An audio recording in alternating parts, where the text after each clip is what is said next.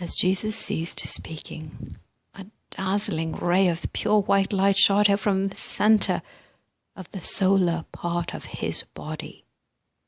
This beam of light extended down the canyon some distance to where the gorge made an abrupt left turn just ahead of the place where the advanced group of horsemen were riding. At the point where this light beam terminated, a great barrier like a stone wall seemed to rise instantly, and great darts that appeared like flaming arrows shot out from this barrier. The advancing hordes stopped so suddenly in their mad forward dash that they unseated a number of their riders. Many of them paused for a moment with their heads and forefeet in the air, then turned and bolted down the canyon completely out of control. When they reached the advance ranks of the main band, those riders that had not been unseated attempted to control their horses, but to no avail. These, as well as the riderless horses, plunged on into the front ranks of the moving band. Here, the movements of the front ranks were checked, while the ranks in the rear, not realizing their danger, came on and surged over those in advance, until the canyon below us was a seething mass of men and horses. For an instant, all was a dead calm, save for the wild screams of frightened men and mad horses, where the wild stampede of the advance riders had clashed with the forward columns of the main band. There, a terrific scene was taking place.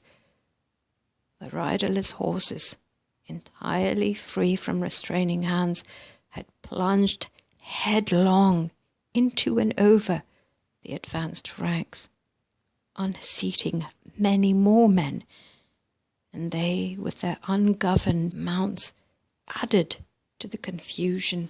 The horses began rearing, plunging, and screaming as only dumb animals can, in a moment of uncontrolled and violent fright. The mad melee was communicated through the massed horde in the canyon below us.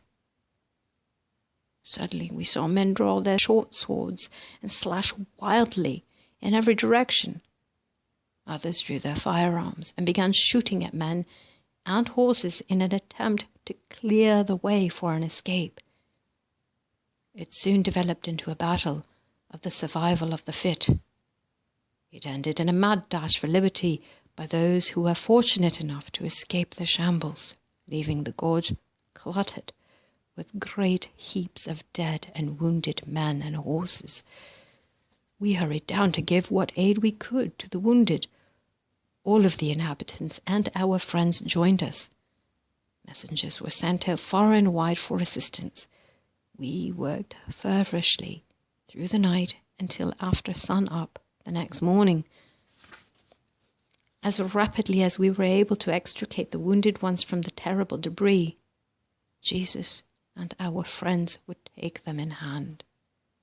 When the last man was cared for, we returned to the lodge for breakfast. Much to our surprise, as we entered, we found the Black Bandit talking to Emil. It was the first time that any of us were conscious that Emil had been present. He saw our look of wonderment and said, "That will keep until later."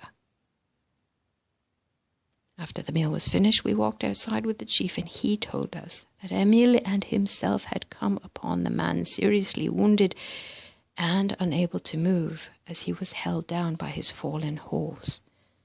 They had freed him and carried him to the temporary shelter, where he was made as comfortable as possible. Then they had called our hostess and turned him over to her care.